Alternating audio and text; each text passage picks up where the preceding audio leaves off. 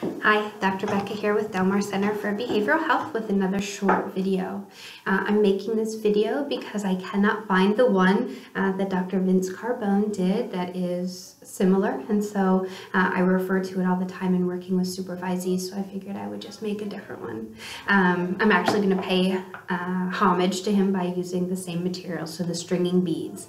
So what I want to talk about is the idea that it isn't just the items that make something reinforcing or enjoyable to a child or not. It's the way that we use those items. And Dr. Carbone had a great video that I saw years ago about how he took an item or an activity that the kiddo doesn't like, stringing beads. None of our kids like these. I don't even see them in programs anymore, which I guess dates me a little bit.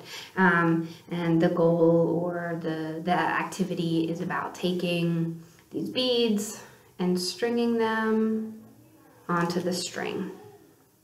Not an enjoyable activity, usually.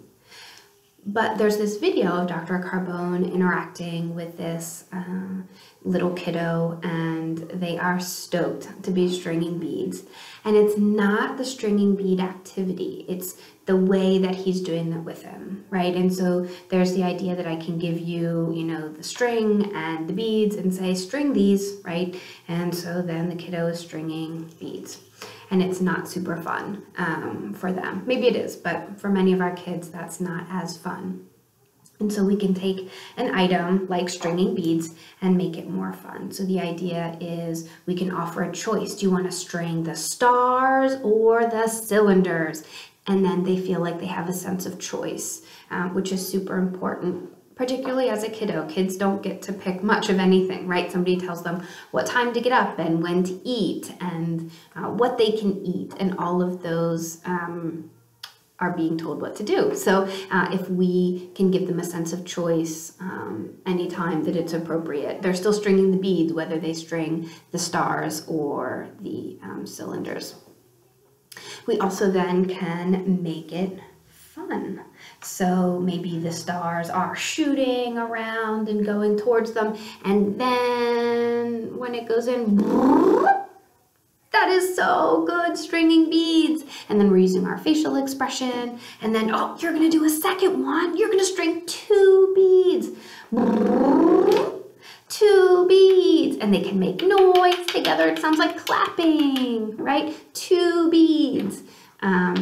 That is often more fun, right, for our kiddos. And so we've taken this activity that's less fun, and the way that we implement it can make it more fun. And when something is more fun, we are more likely to do it, right? That's reinforcement. When I'm enjoying the activity, I am more likely to do it.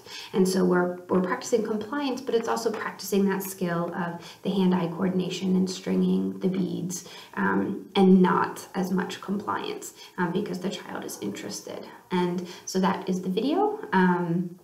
Again, I did not make this up. It was from a great video from Dr. Vince Carbone. I'm sure that I didn't do it justice, and I'm still going to keep looking for the video online. If you know where it is, tag me in it. It's fabulous. And again, it's not the idea that it's just the materials that we use, but the way that we use them. That is important when working with our kids. Even with the iPad, we want the activity to be more fun with us there than when it isn't. So they can play with the iPad on their own, but if when we're playing with it with them, we're making additional sounds, or we are cheering them on, or we are tickling them when they get to a certain point, anything that we can do to enrich that activity helps make it more reinforcing, and then we are part of that. That's part of that pairing process. And I have another video on pairing that you can watch.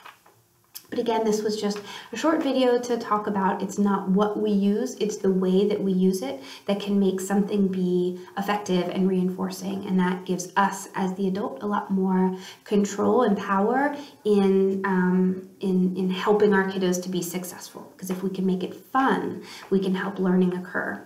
Thanks so much. Again, it's Dr. Becca with Del Mar Center for Behavioral Health, and I hope this video is helpful.